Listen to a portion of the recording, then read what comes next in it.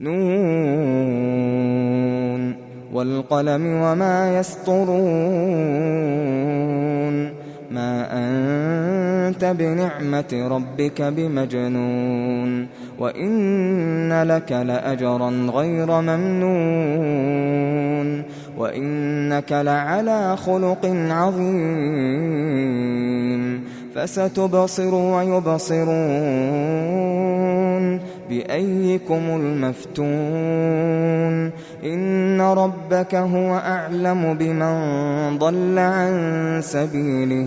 وهو أعلم بالمهتدين فلا تطع المكذبين ودوا لو تدهن فيدهنون ولا تطع كل حلاف مهين هماز مشاء بنميم مناع للخير معتد أثيم عتل بعد ذلك زنيم أن كان ذا مال وبنين إذا تتلى عليه آياتنا قال أساطير الأولين سنسمه على الخرطوم إنا بلوناهم كما بلونا أصحاب الجنة إذ أقسموا ليصرمنها مصبحين ولا يستثنون فطاف عليها طائف من ربك وهم نائمون فأصبحت كالصريم فتنادوا مصبحين أن اغدوا على حرثكم إن كنتم صارمين فانطلقوا وهم يتخافتون ألا يدخلنها اليوم عليكم مسكين وغدوا على حرد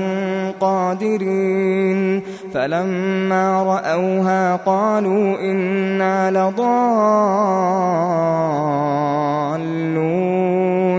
بل نحن محرومون قال أوسطهم ألم أقل لكم لولا تسبحون قالوا سبحان ربنا إنا كنا ظالمين فأقبل بعضهم على بعض يتلاومون قالوا يا ويلنا إنا كنا طاغين عسى ربنا أن يبدلنا خيرا منها إنا إلى ربنا راغبون كذلك العذاب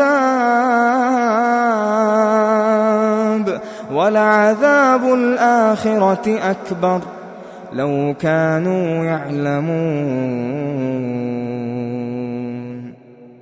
إن للمتقين عند ربهم جنات النعيم أفنجعل المسلمين كالمجرمين ما لكم كيف تحكمون أم لكم كتاب فيه تدرسون إن لكم فيه لما تخيرون أم لكم أيمان علينا بالغة إلى يوم القيامة إن لكم لما تحكمون سلهم أيهم بذلك زعيم أم لهم شركاء فليأتوا بشركائهم إن كانوا صادقين يوم يكشف عن ساق ويدعون إلى السجود فلا يستطيعون خاشعة أبصارهم ترهقهم ذلة وقد كانوا يدعون إلى السجود وهم سالمون فذرني ومن يكذب بهذا الحديث سنستدرجهم من حيث لا يعلمون وأملي لهم إن كيدي متين أم تسألهم أجرا فهم من مغرم مثقلون أم عندهم الغيب فهم يكتبون فاصبر لحكم ربك ولا تكن كصاحب الحوت إذ